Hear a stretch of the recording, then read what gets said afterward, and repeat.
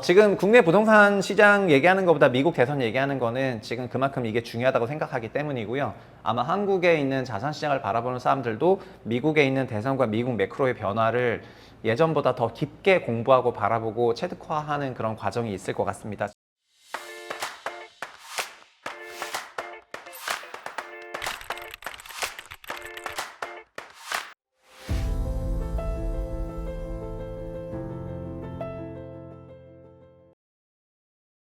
안녕하세요.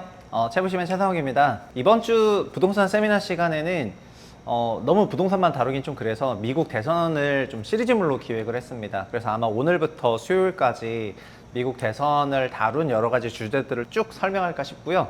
바로 시작을 하겠습니다. 일단 이거를 기획하자마자 어저께 어마어마한 일이 또 있었어요. 그냥 바이든이 후보에서 사퇴를 하고 그 다음에 부통령 후보였던 해리스를 자기가 지지한다라고 밝히면서 미국 대선이 완전 경랑의 소용돌이 속으로 들어갔습니다. 해리스의 등장으로 어떻게 보면은 우리 채널은 또 재테크 채널이기도 하니까 자산시장 요동친다 이렇게 제목을 잡아봤습니다. 일부를 시작하겠습니다.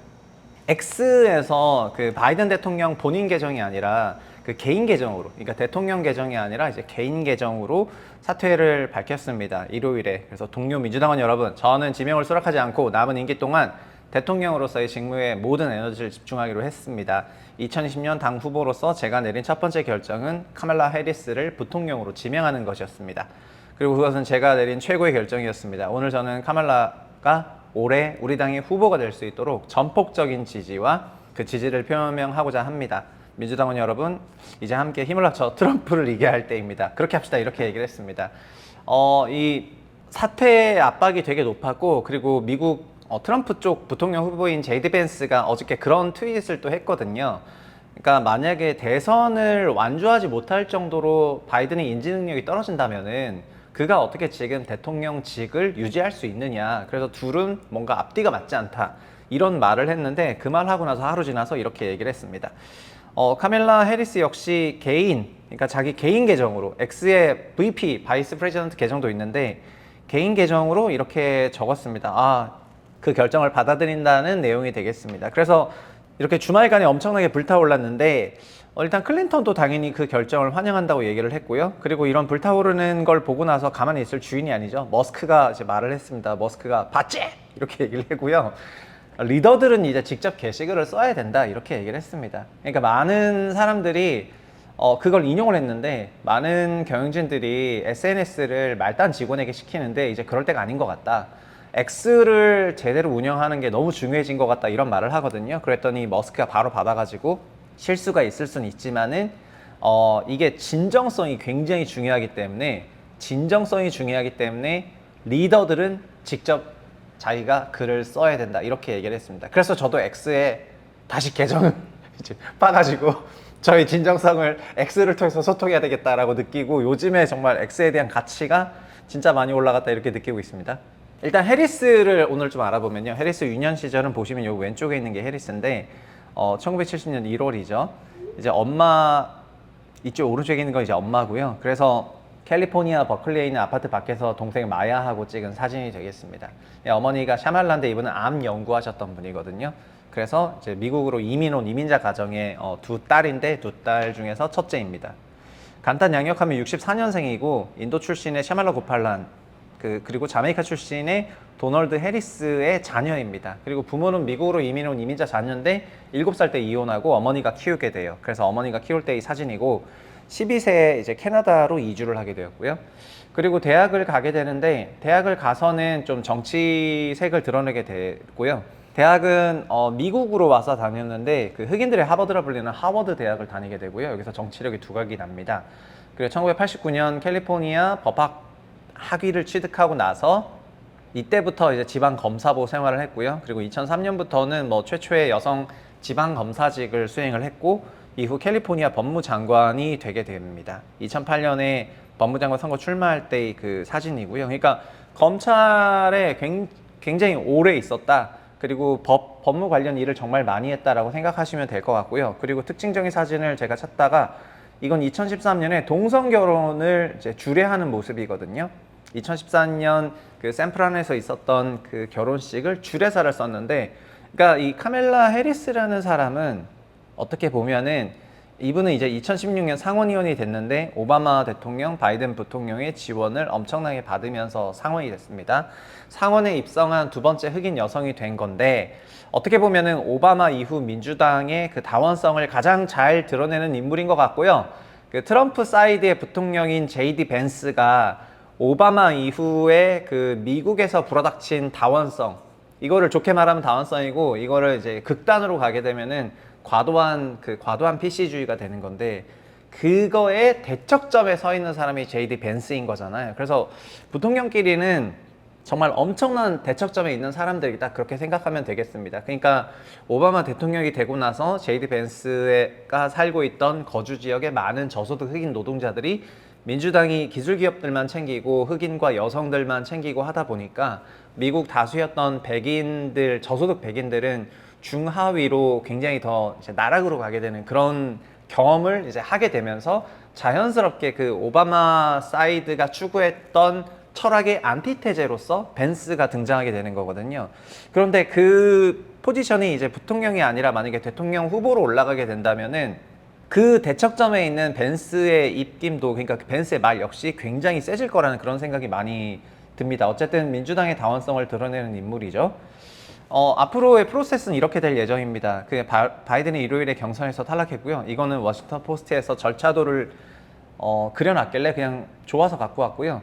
경선에서 탈락했고 이제 대의원들이 원하는 대로 누가 대선 후보인지 일단 자유롭게 투표할 수가 있습니다. 근데 일단 바이든이 해리스를 지지를 해요. 그러니까 바이든이 지지를 안 했다면은 모르겠는데 일단 해리스를 지지하니까 대의원들이 해리스를 지지할 가능성이 가장 높다 이렇게 생각할 수가 있을 것 같습니다. 현재 대의원들의 숫자는 뒤에 보시겠지만 거의 4,000명 가까운 숫자가 있기 때문에 적지 않은 숫자고요. 근데 대의원들이 해리스를 지지 안 할 수도 있어요. 만약에 지지 안 하게 돼서 과반의 노력이 이제 안 만들어지게 되면은 당 지도자는 이런 대의원들이 한 후보를 중심으로 단결하도록 설득하려고 노력할 것입니다. 이게 지금 나오고 있습니다. 그러니까 아까 클린턴도 보셨지만 해리스를 지지한다 등등 많은 사람들이 로타이저라든가 노동부 장관 등등 해리스를 지지한 사람들이 지금 많아졌습니다. 많아졌는데 결국에는 일단 조기에 당의 대통령 후보를 결정짓고 그 다음에 그 대선 레이스에 가야 되는데 여기에서 오래 걸려버리면은 전략상 불리하다고 생각할 거기 때문에 해리스를 밀려고 하는 것 같습니다. 근데 그래서 보면은 당은 바이든 후보를 공식 지명하기 위해서 전당대회 전에 가상투표를 계획했었는데요. 이 투표가 연기되거나 취소될 수 있습니다. 이 투표가 진행될 수도 있어요. 근데 투표가 있을 수도 있고 없을 수도 있는데 투표를 하고 나서 과반수가 이제 하게 되면은 이제 후보자가 선정되는 거고요. 과반수가 없다고 되면은 이제 전당대회에서 결정이 되게 됩니다. 그러니까 사전투표가 있는데 이 사전투표에서 결정되냐 마냐, 만약에 투표가 있다고 하면은 있어서 과반수가 확보가 되면은 카밀라 해리스가 선정되는 거고요. 전당대회에서는 그 트럼프가 했던 것처럼 부통령 후보를 결정하게 되겠죠. 제이디 벤스를 결정했던 것처럼 아마도 카밀라 해리스는 본인의 정치적인 그런 게 있으니까 부통령 후보는 그냥 오히려 젊은 조 바이든 후보 같은 그런 사람을 데리고 오지 않을까 개인적으로 그렇게 생각을 하고 있습니다. 이게 프로세스가 되겠습니다. 근데 카밀라 해리스가 어쨌든 올라오는 과정에서 조 바이든이 경선에서 이제 중도하차했기 때문에 그리고 7월 12일에 그 트럼프가 피격이 되고 나서 대 트럼프 2.0이 올 거라는 생각에 자산시장이 요동쳤잖아요. 근데 이런 과정에서 자산시장이 요동치고 있는 것 같습니다.